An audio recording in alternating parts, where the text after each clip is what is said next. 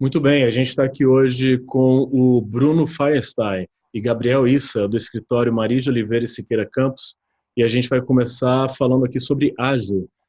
Bruno, afinal, o que é ágil e por que a gente deveria se importar com esse assunto? Bom, tem muito uma sensação de que o ágil é um tema chique, né, do direito tributário, etc., rebuscado, etc., mas ele realmente, quando analisado assim, com detalhes, a gente chega numa essência que é a seguinte: o ágil é custo de aquisição de uma participação societária. Nada mais do que isso. Do mesmo jeito que uma empresa adquire um carro, do mesmo jeito que uma empresa adquire um software, ela pode adquirir uma participação societária, um investimento. Quando ela faz essa aquisição, ela paga um preço. E o que é o ágil? É a diferença entre o preço que paga numa aquisição e o valor do patrimônio líquido registrado na contabilidade daquela empresa. Nada mais do que isso. Então, resumindo assim todo o clima que existe em cima de ágil, na verdade, ele nada mais é do que o custo de aquisição do investimento. Ele é o sobrepreço entre aquilo que a empresa pagou para adquirir aquele investimento e o valor do patrimônio líquido daquela empresa. Isso é feito para fins dela poder reconhecer este investimento pelo método da equivalência patrimonial. Aí começa já alguma complexidade, mas o método da equivalência patrimonial é um método de reconhecimento contábil de um investimento que varia períodos em períodos e ele é baseado no valor do patrimônio líquido da empresa investida. Então, quando eu faço uma aquisição de uma empresa, eu preciso acertar o valor do investimento com o valor do patrimônio líquido dessa empresa, o valor que eu paguei com o valor do patrimônio líquido daquela empresa, para poder fazer o reconhecimento do método das variações decorrentes do método da equivalência patrimonial. E a diferença entre o valor do patrimônio líquido e o que eu adquiri fica destacada como ágil. Essencialmente é isso, não tem nada mais fundamental do que isso para dizer sobre ágil. Ele é custo de aquisição de uma participação societária avaliada pelo método da equivalência patrimonial. E por que ele é importante? Porque os valores envolvidos nas operações de aquisição de participação societária podem ser muito relevantes. E, além dos valores serem relevantes, esse tema está muito objeto de muita desconfiança da Receita Federal, porque no passado houve algumas operações de planejamento tributário envolvendo ágil e a Receita Federal criou um grupo de trabalho para investigar toda e qualquer operação de ágil, e o que a gente vê hoje em dia são glosas de todas as operações que envolvem a amortização de ágio. É importante também dizer que o ágio, na aquisição do investimento, ele não é dedutível, né? Ele só é dedutível na apuração da base de cálculo do imposto de renda e da contribuição social sobre o lucro, quando há incorporação da empresa investida pela a reunião, né, da empresa adquirida com a adquirente. Depois disso, dessa incorporação é que há a dedutibilidade. E nesse contexto, há muitos autos de infração sobre essa matéria, né? Então, por conta disso, o fisco presta muita atenção nas operações, acaba desconfiando de muitas delas em virtude de alguns planejamentos tributários que foram feitos e que têm até fundamentação jurídica para serem feitos, mas são questionados, há um debate sobre isso, e acabou se criando uma generalização da Receita Federal em torno dessas operações. E todas elas têm sido objeto de glosas, com valores vultosos, cobrança de multa qualificada, 150% do valor do tributo, que eleva ainda mais a exigência fiscal em debate, e também com algumas repercussões na esfera criminal, porque essas multas acabam gerando, depois de encerrado o processo administrativo, contrariamente ao interesse do contribuinte, acabam gerando investigações criminais. Então, um tema que ganhou relevância na Receita Federal e também para as empresas que fazem essas aquisições, tem valores muito vultosos, né? A gente tem experiência no escritório de casos e que são o maior caso de contencioso da empresa no mundo, de uma multinacional, por exemplo, isso envolvendo todas as matérias, não apenas tributária, como civil, trabalhista e tudo, essa matéria acaba sendo a mais relevante em termos de contencioso para alguns. Então, acho que é por isso que esse tema é tão importante, tem sido tão comentado na área de direito tributário. Ok, Bruno e Gabriel, quais são então as principais controvérsias jurisprudenciais que a gente tem hoje a respeito do tema do ágio? Danilo, começando do início, o primeiro tema que surge é a questão do famoso ágio interno, que é o ágio que surge dentro de casa, na compra de uma sociedade que tem controle comum, pertence a um mesmo grupo econômico. O fisco combate essas operações societárias por suspeitar, muitas vezes, de que existe algum tipo de artificialidade. Como o ágio gera um direito de dedução do imposto de renda e da CSLL, o fisco questiona se os contribuintes não estariam criando, de uma forma artificial, uma dedução que não seria legítima. Então, muitas das discussões envolvendo o tema do ágio passam pelo tema do planejamento tributário, de você criar situações para se beneficiar de uma dedução, no caso, que não seria encontrada em uma situação de normalidade. Mas o que a gente vê na prática é que, apesar de, mais para o passado, né, existiam planejamentos mais abusivos, como a gente diz, e muitas vezes não refletiam a realidade do negócio da empresa, o ágio faz parte de qualquer grupo econômico que costuma participar de outras sociedades, porque o ágio ele é inerente à aquisição das participações societárias. Então, é muito comum na vida empresarial de qualquer grupo econômico que haja essas aquisições, né? Hoje em dia mesmo, muito se fala sobre startups, né? O que se diz é que quando a startup ela cresce, o que ela faz? Ela vai comprando as pequenininhas para dominar o mercado, né? Quando você compra uma outra sociedade, invariavelmente você apura o ágio. Então, é normal da atividade econômica que apareça o ágio, mas o fisco desconfia de que, em alguns casos, a aquisição não seria dessa forma se não fosse o ágio, e se está criando com artificialidade uma dedução que você não teria.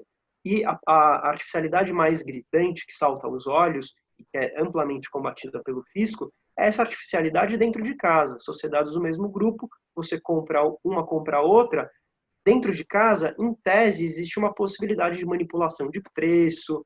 O fisco desconfia que quando existe uma compra dentro de casa, de sociedades pertencentes a um controle comum, pode existir alguma desconfiança sobre o real interesse das partes, já que existe um controle comum. Então, questiona se não existiria algum tipo de manipulação naquela compra que gera o ágio e, por consequência, já gera o direito à dedução. Então, a primeira discussão que surge é a do ágio interno. Depois disso, existem discussões no âmbito das operações societárias, muitas vezes por diversos motivos que fogem ao tributário, motivos negociais. Imagina uma grande empresa comprando uma outra grande empresa. Quantos interesses que não precisam ser atendidos? Interesses de mercado, interesses regulatórios, interesses variados, interesses trabalhistas, necessidade de sinergia para produção. Então, as operações acabam ficando sofisticadas. E o fisco enxerga com desconfiança essas operações. Muitas vezes, uma empresa compra outra, depois há uma transferência desse investimento para uma outra sociedade. Quando o negócio começa a ficar, aos olhos da Receita, complexo, ela desconfia. Então, aí entra uma outra discussão, que é a transferência do ágio. Um ágio que começa uma sociedade que compra outra, depois transfere para uma terceira sociedade. O fisco enxerga isso com desconfiança, embora na legislação não exista nenhuma vedação a isso, né? Então, é curioso como, no caso do ágio, a literalidade beneficia os contribuintes. A discussão passa muito sobre essa perspectiva. Os contribuintes, em muitos casos, não fazem nada diferente do que a lei, literalidade da lei permite. Então, também as discussões de ágio passam pela questão do propósito negocial. do abuso de direito, né? Então, a legislação permite, mas você fez isso só para amortizar o ágio? Não existe uma razão econômica por trás daquela operação? É um ponto que o fisco questiona. Dentro dessas operações societárias, muitas vezes quando envolve, por exemplo, grupos estrangeiros que estão entrando no Brasil, muito se discute a forma como essas sociedades entram no Brasil, e aí o fisco questiona que quando um grupo estrangeiro constitui uma sociedade no Brasil para iniciar sua atividade, o fisco questiona que o real adquirente desses investimentos que são adquiridos no Brasil não seria a sociedade constituída no país, mas sim o grupo econômico estrangeiro, que é da onde vem o dinheiro. Então, é mais uma tese que o fisco cria a partir da legislação do ágio. E é uma tese que, se você for ler a legislação do ágio, não existe lá o termo real adquirente. Isso é uma construção do fisco justamente para combater essas operações societárias. E é curioso como isso não significa necessariamente a interpretação correta da legislação. Por exemplo, a exposição de motivos da Lei 9532 prevê que um dos propósitos da lei era justamente incentivar esse tipo de operação, envolvendo inclusive o capital estrangeiro. Sim. Então, o fisco faz uma leitura da legislação que, pelo menos com a exposição de motivos, já conflita, né? Então, o tema do ágio, ele permite, assim, existe muita criatividade dos dois lados. Existe criatividade do lado dos contribuintes, mas existe também muita criatividade do lado do fisco, que cria essas teses para combater uma dedução que a lei permite, né? Bruno, quer complementar alguma coisa da parte do Gabriel? O Gabriel falou bem aí de algumas questões, mas ele me lembrou de um ponto muito interessante que envolve o comportamento da fiscalização em matéria de ágio, né? Nesse caso, há um inconformismo da Receita Federal com a aplicação da lei. A gente ouvia muito, antes da 12973, a gente ouvia muito rumor de que ia ser extinto o benefício correspondente à dedução do ágio, e esse benefício nunca foi revogado, né? Nem se pode considerar um benefício, essencialmente, é um regime de dedução fiscal, porque ele pode ser favorável ao fisco em algumas situações. Mas o fato é que a Receita tinha um inconformismo com essa legislação, e ao invés de mudar a legislação, o que aconteceu foi um combate à dedutibilidade. Então foram se construindo interpretações absolutamente restritivas e sem respaldo na lei para restringir o alcance da dedutibilidade do ágio. Então, é o que a gente chama de teses do fisco para questionar o direito à dedução do ágio. Então, a gente vê uma porção de linhas argumentativas que não constam em nenhum dispositivo legal e, mais grave, nunca foram nem objeto de nenhum ato normativo da Receita Federal. Então, atendendo os clientes, a gente vê muito uma situação de inconformismo no seguinte sentido: poxa, mas se eu soubesse que não pode fazer a transferência do ágio, eu não teria feito. Mas o fisco nunca questionou, nunca levantou uma restrição a esse respeito. E eu não enxergo isso no texto legal. A gente está falando aqui, a gente não teve a oportunidade de dizer na primeira pergunta, mas a gente está falando do Decreto-Lei 1598, artigo 20, que prevê o desdobramento do custo de aquisição em ágio e valor do PL, e está falando da Lei 9.532, que prevê a dedução na hipótese de incorporação. E depois também a Lei 12.973, que regulou essas duas situações, alterou o Decreto-Lei e previu um regime de dedução fiscal específico na hipótese de incorporação, né? Então, a Receita Federal acabou criando teses jurídicas para questionar um direito que está previsto na lei. O Gabriel citou duas teses, né? O ágio interno, que de fato não constava na legislação até a Lei 12.973, e vale também lembrar que a tributação no Brasil é feita separadamente por empresas, né? Então, uma compra e venda entre duas empresas do mesmo grupo, ela é tributada, né?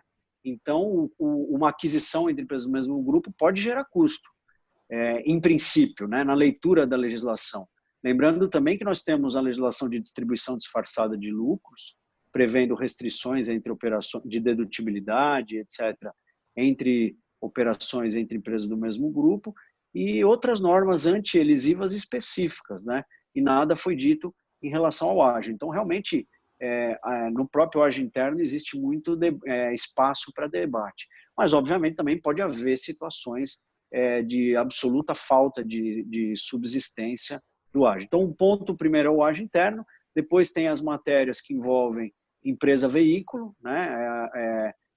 O uso da empresa-veículo para o fisco invalida a dedução do ágio, né? E o Gabriel citou aqui uma empresa chamada de veículo para receber recursos do exterior para fazer uma aquisição. Uma empresa no exterior, se faz uma aquisição direta de uma empresa no Brasil, não vai ter o direito à dedução do ágio, então ela constrói uma empresa no Brasil, uma holding, aporta capital nessa holding, essa holding compra o investimento com ágio e há a incorporação e há a dedução. O fisco não aceita essa dedução, alegando o que o Gabriel colocou como o real adquirente. Depois tem outras formas de empregar essa empresa-veículo que também são questionadas pelo fisco, como a transferência do ágio da empresa adquirente para adquirida sem a reunião integral das duas.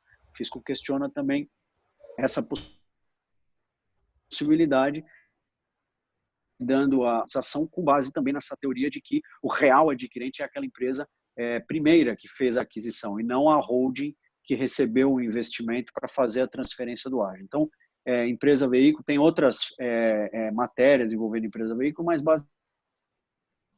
basicamente os dois principais pontos. Além disso, a gente tem algumas questões sobre o ágio em aquisições que não são feitas em dinheiro, que são muito comuns em grandes operações, né? Como incorporações de ações. Nós temos a BMF Bovespa, uma operação de conhecimento de todos, em que as duas empresas se juntaram e não houve pagamento de recursos, apenas entrega de participações societárias por meio dessa operação que é a incorporação de ações. Tem o Itaú Unibanco também. Todas essas operações geram aquisições de participações societárias e geram ágio. Só que como não há pagamento em dinheiro, surge questionamento em relação a essa matéria. Então, esse é um outro tema que é objeto de debate na jurisprudência, né? Permuta também, né? Situações em que não há compra, mas apenas permuta de participações societárias. E, de uma certa forma, o fisco, em 2016, emitiu uma solução de consulta número 3, que, de certa forma, resolve essa questão, mas ainda há muita discussão sobre o tema. O que os contribuintes têm sustentado é que a legislação, corretamente, vê todo esse procedimento de desdobramento do custo de aquisição para fins do ágio na hipótese de aquisição, e não aquisição em dinheiro. Então, toda a forma de aquisição de participação societária, né?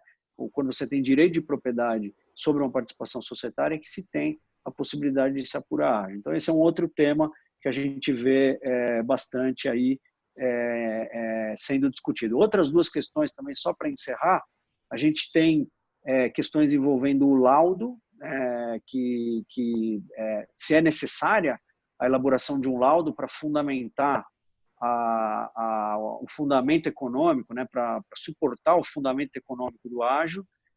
Não entramos também em muitos detalhes sobre essa questão antes, mas é necessária, né, a elaboração de uma demonstração de que o fundamento do ágio no regime anterior, né, da Lei 9.532, ele era baseado em expectativa de rentabilidade futura. E o fisco alegava a necessidade de que fosse feito um laudo para isso. E a legislação fala em demonstração, né? A legislação anterior, a 9.532, não falava em laudo, falava em demonstração. Então, se discutia esse laudo, tem muita discussão sobre o conteúdo dessa demonstração ou laudo e a tempestividade desse trabalho. Se ele pode ser elaborado posteriormente ou ele precisa ser um trabalho que já faça a demonstração no momento da compra da empresa. Esse é um outro debate que tem acontecido. E um outro debate interessante é a dedutibilidade da amortização do ágio, ainda no regime pré-2973, para a CSL, né? E aí porque a Lei 9.532, ela fala só do imposto de renda. E a base de cálculo da CSL não é a mesma da do imposto de renda.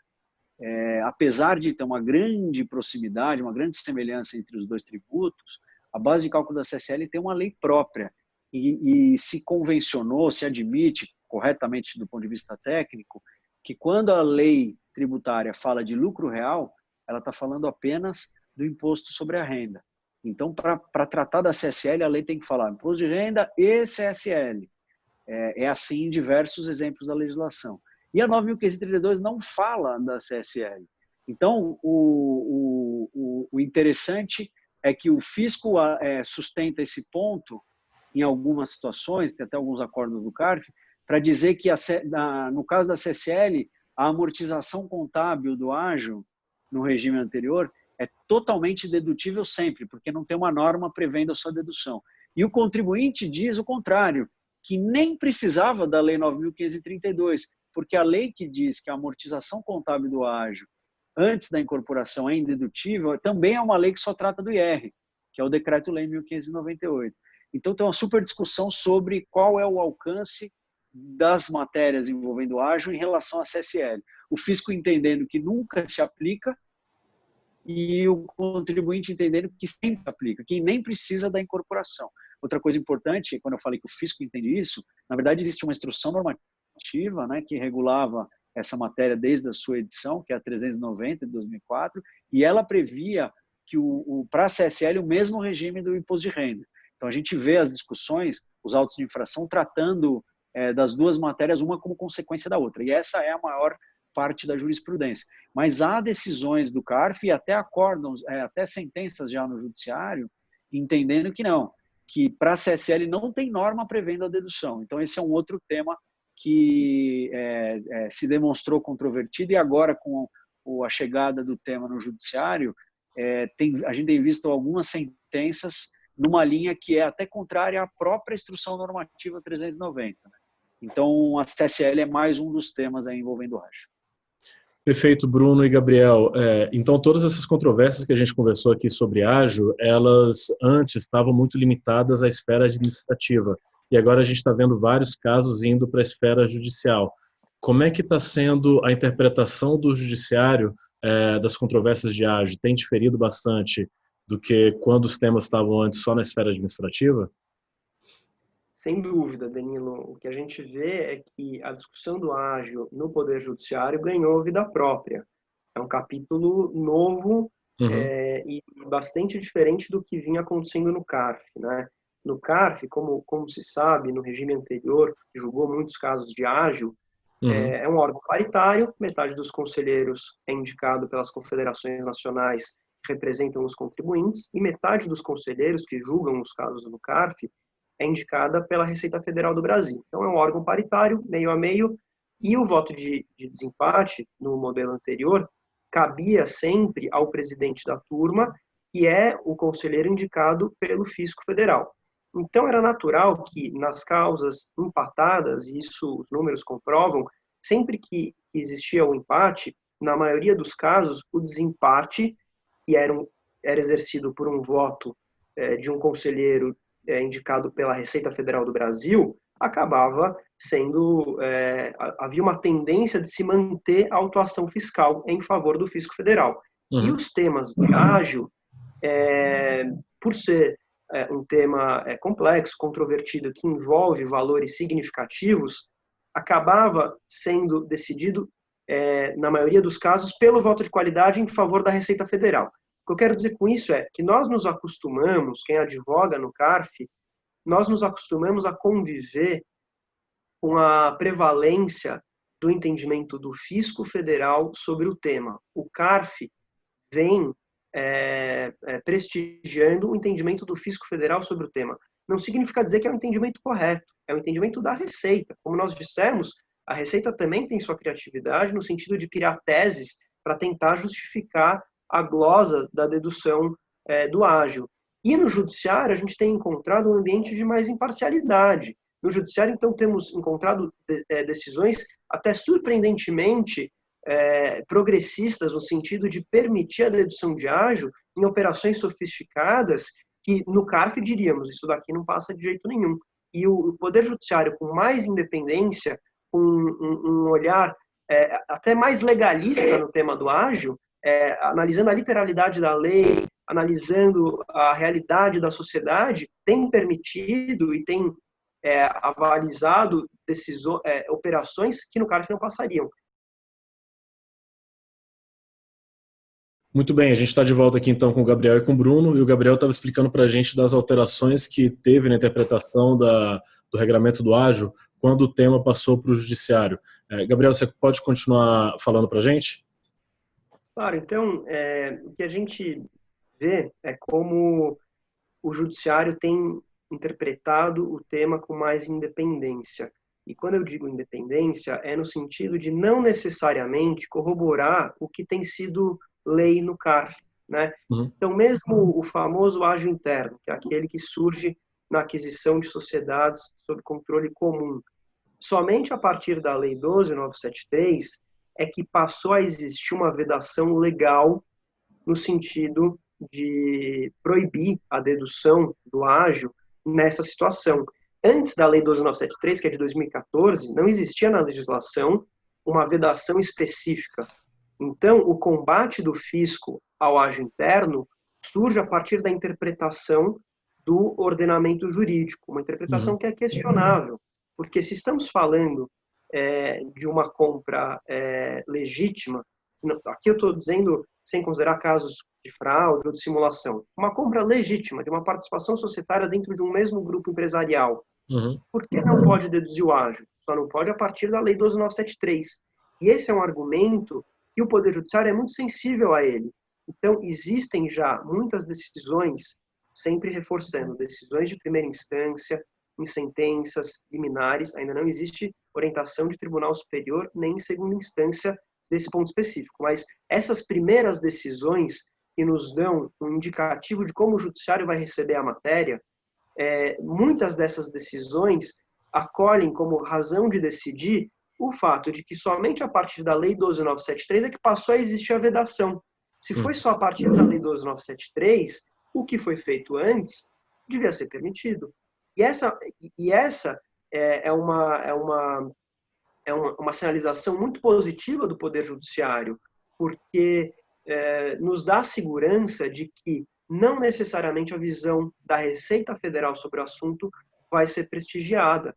É preciso que exista uma interpretação imparcial, né, que vá buscar a razão de existir o regime jurídico do ágil que é tão discutido, que vá buscar a realidade empresarial, né, que vá buscar a realidade dos negócios que vêm para o Brasil, do capital estrangeiro, das aquisições do dia a dia, que são muito comuns e que muitas vezes a Receita Federal interpreta com desconfiança, né? Eu queria acrescentar aqui algumas considerações, né? Hoje em dia, o CARF praticamente, principalmente nas câmaras superiores, né? Antes, obviamente, das interrupções e da introdução dessa nova sistemática de contagem dos votos, que permite que, no caso do empate, o julgamento seja a favor dos contribuintes, se levar em consideração esse cenário, a gente vê lá no CARF praticamente todas aquelas teses que a gente discutiu sendo julgadas a favor do fisco, muitas delas pelo voto de qualidade. A única questão que tem conta com alguma possibilidade ainda de sucesso no regime anterior do CARF é essa questão das formas de aquisição. Então, o ágio na incorporação de ações, o ágio na permuta tem sido reconhecido como possível. Embora muitas vezes a gente vê, como no caso da BMF-Bovespa, né, a gente não é advogado nesse caso, mas ele é super público e muito relevante pelos valores e pela quantidade de investidores interessados, que nesse caso era uma incorporação de ações, esse tema foi superado e acabou se pautando a discussão pelo laudo, pela questão do laudo. Mas a gente pode dizer, então, que uma única questão que tem sido acolhida pelo CARF é a possibilidade de apuração de ágio em operações que não envolvam pagamento em dinheiro.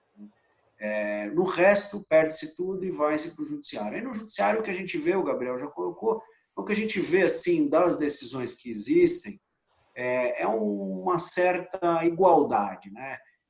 claro, essa contagem é para todos os temas envolvendo o ágil, que a gente vê metade das decisões favoráveis, metade das decisões desfavoráveis. Uhum. E uma coisa interessante que a gente tem notado é que no judiciário as decisões, apesar das matérias serem as mesmas discutidas no CARF, as decisões têm se pautado muito pela questão dos limites do planejamento tributário e não tanto em relação a temas do imposto de renda. Uhum. Acaba se solucionando a favor ou contra o fisco contribuinte em função dos limites do planejamento tributário, quando muitas vezes não é essa a questão.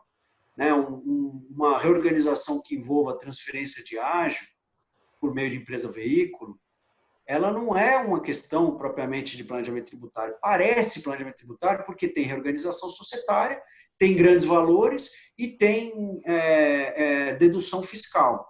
Mas a verdade é que a própria norma que prevê a dedutibilidade, ela fala de reorganização societária.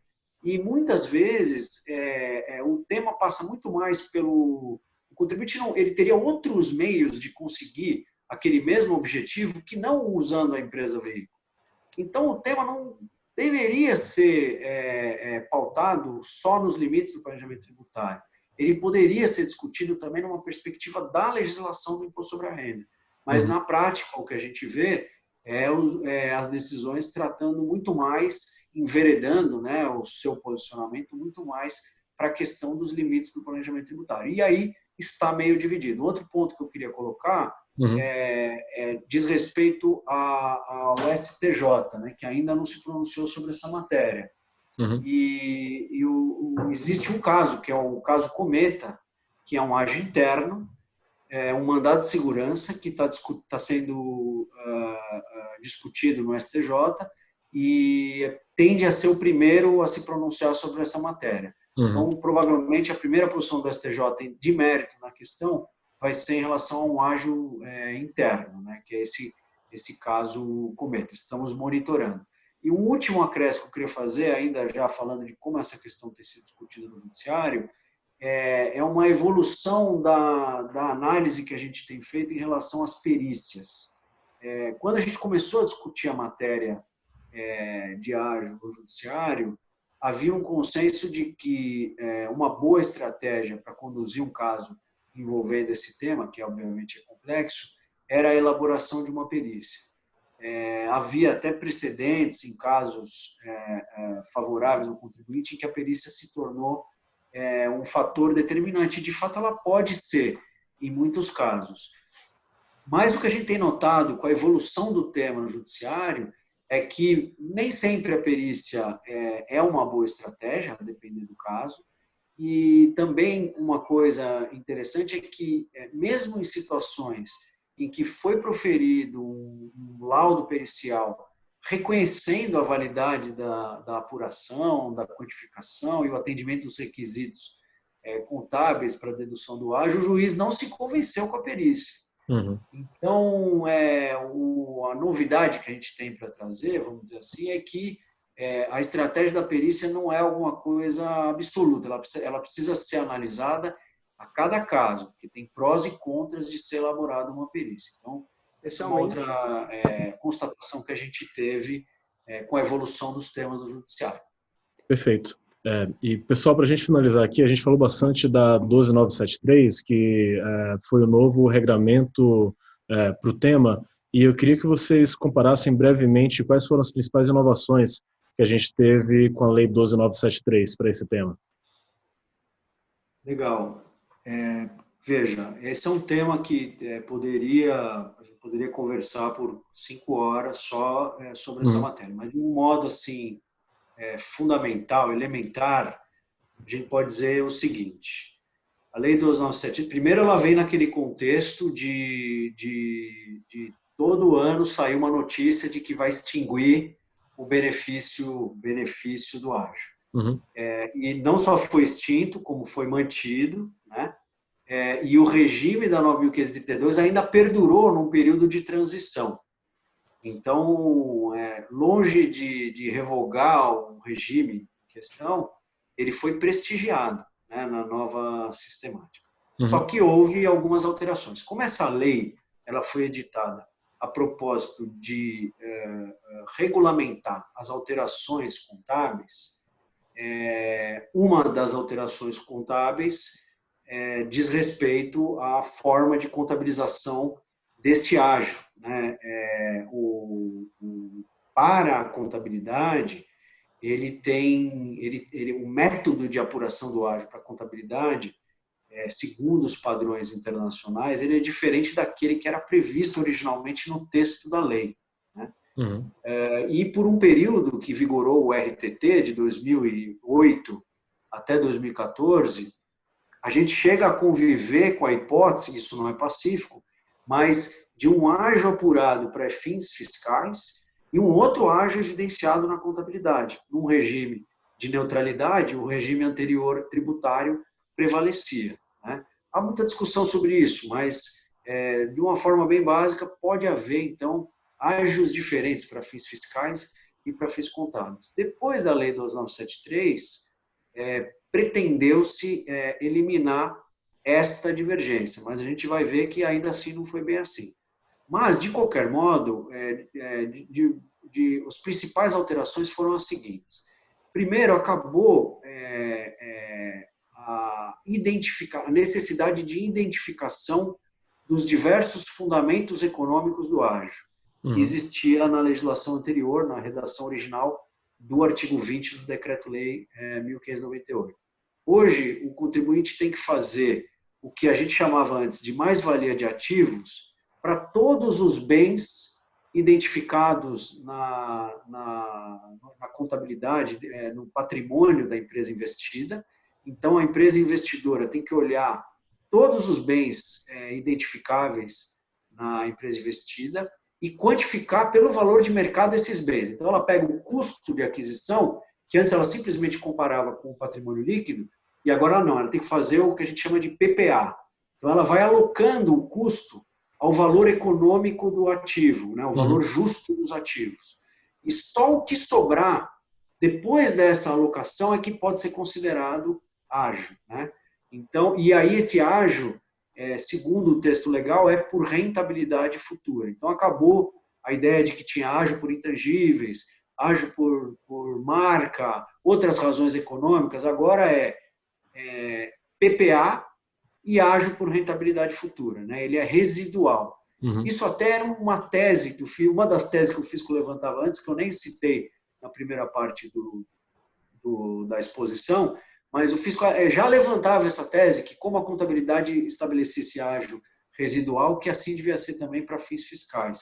E a gente via na lei anterior que não havia uma ordem de preferência, de alocação e etc. Agora a lei é bastante expressa a esse respeito, né? Então, eu tenho que olhar o PL da empresa, depois eu tenho a mais ou menos valia de cada um dos ativos e, por fim, o ágio de rentabilidade futura como sendo residual, né? Então, essa é uma primeira novidade que aconteceu. A segunda novidade é a seguinte: agora é expresso na lei que é necessário ser elaborado um laudo por perito independente. Então, acabou aquela discussão da demonstração versus laudo e etc. Agora o contribuinte é obrigado a preparar um laudo, mas é curioso que esse laudo ele tem como objetivo a identificação do valor justo dos ativos. Né?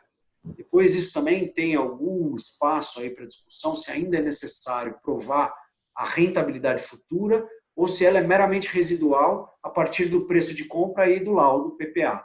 Mas a lei manda que seja elaborado por perito independente um laudo da mais-valia dos ativos, né, do valor justo dos ativos, da mais ou menos valia, né? Então, agora é obrigatório esse laudo, ele tem um prazo para ser elaborado, que é até o 13º mês da aquisição, né? Então, foi acrescentado aí um elemento formal muito maior do que existia na lei anterior, né? Agora eu tenho que fazer por perito e tenho que fazer esse laudo em 13 meses e ainda tenho que protocolar em cartório ou entregar para a Receita Federal esse laudo. Então, realmente, agora se estabeleceram vários requisitos de ordem formal que antes não existia. Então, essa é uma outra novidade da lei. Uma outra novidade muito importante é que agora é expresso na lei que o ágio não pode ser deduzido para fins fiscais quando apurado entre partes dependentes. E a própria lei define o que é parte dependente, né, relacionada para os efeitos da limitação à dedução desses valores, né? Se o contribuinte, voltando aí ao requisito formal, se o contribuinte não cumprir os requisitos por disposição legal, ele não tem direito à amortização. Também não tem direito, nos termos da lei, se o ágio for apurado entre partes dependentes, segundo o texto legal. É uma norma expressa na própria lei. Ela poderia ter usado o conceito de partes dependentes da legislação de distribuição disfarçada de lucros, ou outras legislações, mas optou-se, então, por estabelecer um conceito próprio da Lei 12.973 para o que seria, então, assim, em outras palavras, o ágio interno, né? Então, agora, na lei, o ágio interno passou a ser expressamente vedado. E, por fim, uma questão também bastante interessante, que eu comentei agora no começo dessa resposta, que eu queria terminar também falando sobre ela, em relação à solução das controvérsias da contabilidade com o regime da Lei 12.973. Muito embora a gente verifique uma intenção do legislador muito clara de aproximação com a formação do ágio, tal como ela acontece na contabilidade, a gente viu que essa vontade do legislador acabou sendo traída pelo próprio texto legal. Porque a lei, ela não disse assim, ela poderia, o ágio será apurado conforme as disposições do CPC 15 de combinação de negócios e será quantificado segundo os padrões contábeis. Não foi isso que a lei fez. A lei disse, o ágio será apurado nas hipóteses de aquisição de participação societária e ela deu as etapas, né? Então, ela fala para desdobrar o custo de aquisição em valor do PL, mais ou menos valia e ágio. Então, ao invés de incorporar simplesmente o conceito contábil, a lei, inspirada nele, deu uma definição específica. E aí o que a gente vê muitas vezes é uma divergência entre esta definição específica da lei nova e o que a contabilidade reconhece. Então, o ágio ele é regulado na contabilidade pelo CPC 15. E o CPC 15 está inspirado num conceito de combinação de negócios. Esses termos não estão na lei tributária. A lei tributária fala em aquisição de participação societárias.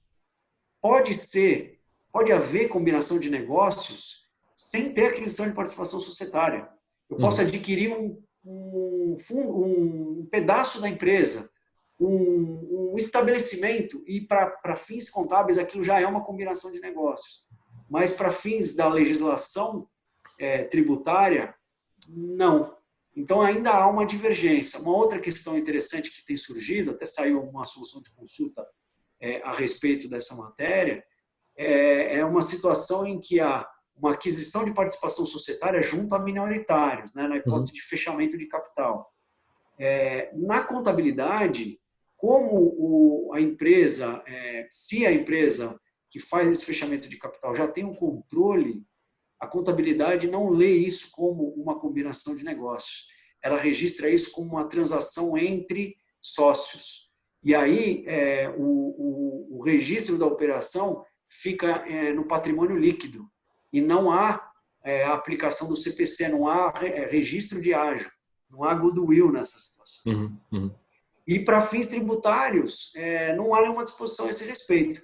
Então, está havendo aí uma disparidade entre o que a contabilidade lê como passível de registro de ágio e aquilo que a lei tributária prevê. E a Receita Federal já se manifestou dizendo que, na opinião dela, só vai gerar dedução de ágio aquilo que a contabilidade registrar como tal.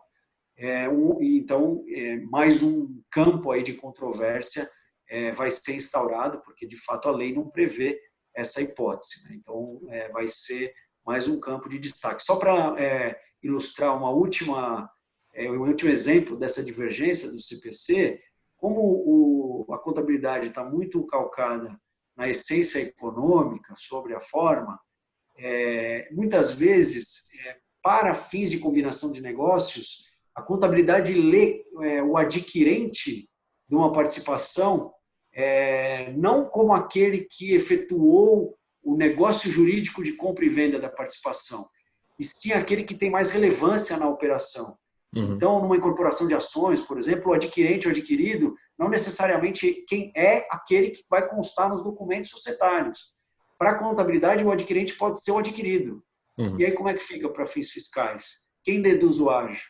Essa é uma controvérsia que vai aparecer e essa Receita Federal, se não me engano, ainda não se pronunciou. Então, é mais uma novidade aí do novo regime. Em suma, ele trouxe algumas inovações com o objetivo de eliminar a jurisprudência, eliminar controvérsias na jurisprudência, mas acabou também, na forma como foi estabelecido, gerando outros problemas que a gente vai enfrentar nos próximos muitos anos aí. Perfeito. Só um comentário sobre esse ponto que o Bruno está colocando sobre a Lei 12.973. É interessante como, especificamente, sobre a questão do ágio interno e do laudo. Era uma grande disputa envolvendo contribuinte e fisco, como a gente já comentou no CARF, diversos precedentes. Vem a Lei 12.973 e tenta resolver esse problema, estabelecendo regras objetivas que não estavam na legislação anterior e que agora passam a constar do texto expresso da lei a partir da 12.973.